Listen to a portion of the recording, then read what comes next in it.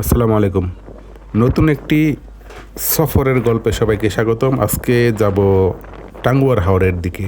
সচরাচর আমরা টাঙ্গুয়ার হাওর যাই সুনামগঞ্জ হয়ে, কিন্তু আমার আজকের সফর শুরু হবে ট্রেনে নেত্রকোনা মোহনগঞ্জ হয়ে। সফর শুরু হচ্ছে গাজীপুরের জয়দেবপুর রেল স্টেশন থেকে, আর আমাদের গন্তব্য মোহনগঞ্জ। যাত্রার সঙ্গে ছিল আন্তনগর হাওড় এক্সপ্রেস। যদিও ট্রেনটি প্রায় 1.5 ঘন্টায় লেটে আমাদের যদুপুর আসছে, তবুও অপেক্ষাটা খুব একটা খারাপ লাগে নাই।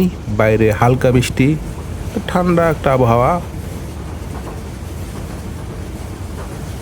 রাত 2:52, এখানে নাকি সোয়া একটার সময় রাইট টাইম থেকে হাওড়ের, কিন্তু এখন প্রায় 3টা বেজে গেছে ময়মনসিংহে। এখান থেকে আরও 4 ঘন্টা লাগবে মোহনগঞ্জ যাইতে।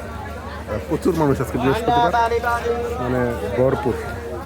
আস্তে আস্তে রাত শেষ হয়ে গেল, সবাই ঘুমে টলমল, কিন্তু আমার চোখে এক ফুটো ঘুম নাই। সকাল 5:12 মোহনগঞ্জে নামলাম। এটা ট্রেনের লাস্ট স্টপেজ। স্টেশনে নেমে একটু ফ্রেশ হয়ে সকালে নাস্তা সেরে নিলাম। এরপর অটোতে রওনা দিলাম মধ্যনগর ঘাটের উদ্দেশ্যে। যদিও রাস্তাটা জঘন্য রকমের খারাপ। আমরা যখন ময়মনসিংহ বিভাগ অতিক্রম করে সুনামগঞ্জ এরিয়াতে ঢুকলাম, রাস্তা খারাপ শুরু হইল। অবশেষে মধ্যনগর ঘাটে, মোহনগঞ্জ থেকে মধ্যনগর ঘাট হয়ে টাঙ্গুয়ার হাওর। কিন্তু মোহনগঞ্জ থেকে মধ্যনগর পর্যন্ত এই রাস্তাটা জঘন্য।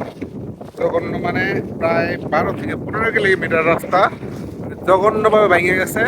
এই ভাঙার ফলে প্রচন্ড জাকি। এই এক্সপিরিয়েন্সের কথা আসলে কেউ বলে না এদিকে আসলে। কারণ কি জানেন, তারপরের লাস্টের যে 10 কিলোমিটার এই রাস্তাটা এত সুন্দর আর এত পানি দুই পাশে, এটা দেখার পরে ওই কষ্টটা মানুষ ভুলে যায়।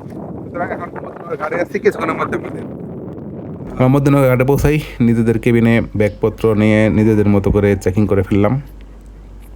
এখানে আমরা ছিলাম কয়েকটি পরিবারের সদস্য আর কয়েকজন ছোটো ভাই ব্রাদার। সকাল প্রায় 9টা, 9:30টার দিকে হাউসবোট আস্তে আস্তে টাঙ্গুয়ার হাওরের দিকে রওনা শুরু করে। যাত্রা শুরুতেই পরিবেশন করা হয় সকালের নাস্তা, বুনা খিচুড়ি এবং ডিম, সাথে ছিল চাটনি।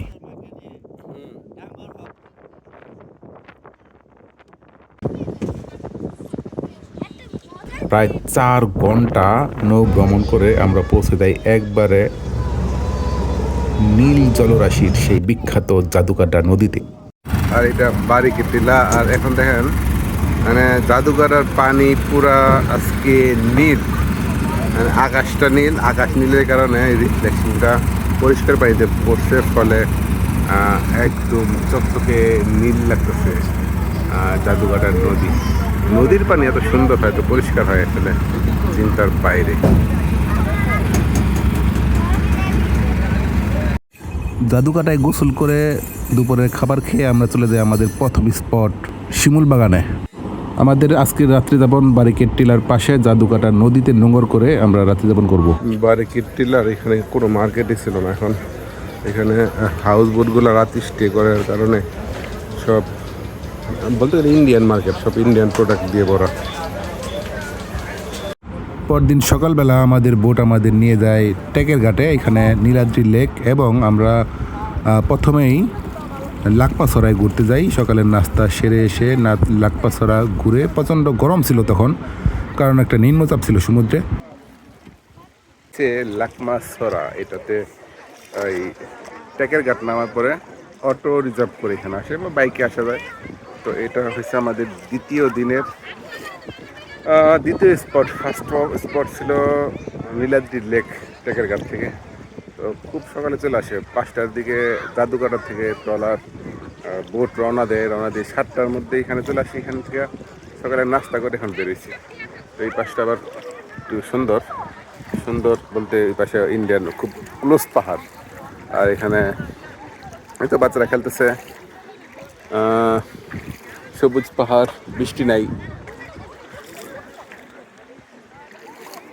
পানি মোটামুটি পরিষ্কার, চাইলে গোসল করা যায়। বাট আমরা আজকে ওয়াচ টাওয়ারে গোসল করবো। আচ্ছা, এবার নীলাদ্রি লেক বা সৈয়দ সিরাজ লেক, যেটা টেকের ঘাটে, আর এটা মানে লাস্ট স্টপেজ বলতে মানে এটা দ্বিতীয় দিনের স্টপেজ ছিল। সকালে এখানেই নামছি, বাট লেকে আসিনি। লাকমাছড়া কভার করে এখানে আসছে। মাঝে পানি তো সেই পরিষ্কার আজকে আজকে বলতে পানিটা অনেক নীল লাগতেছে, আকাশটা সুন্দর আছে।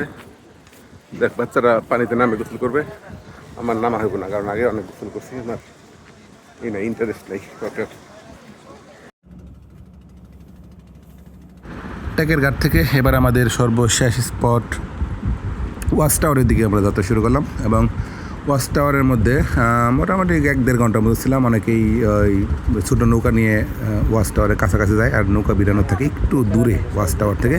আর এখানে আমাদের দুপুরে খাবার দাবার এবং আমরা খাওয়া দাওয়া শেষ করে আমরা আবার মধ্যনগর ঘাটে চলে আসি। আমাদের রাত্রে আবার মোহনগঞ্জ এক্সপ্রেসে আমরা ঢাকায় ফিরবো। রাত 11টার সময় আমাদের ট্রেন, সুতরাং সন্ধ্যার আগেই আমরা মধ্যনগর ত্যাগ করি এবং মোহনগঞ্জের কাছাকাছি চলে আসি।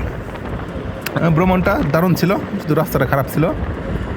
আর ওভারঅল এক্সপিরিয়েন্স খুবই ভালো। আর এটা বলতে গেলে আমার প্রথম হাওর ট্রিপ। আমি যদিও এই দিকে অনেকবার গেছি, কিন্তু পূর্ণাঙ্গ যে ট্রিপটা এটা আসলে আমার আগে করা হয় নাই। একদম ফ্যামিলি নিয়ে চমৎকার একটি হাওর ট্রিপ শেষ করে আসলাম। ধন্যবাদ সবাইকে।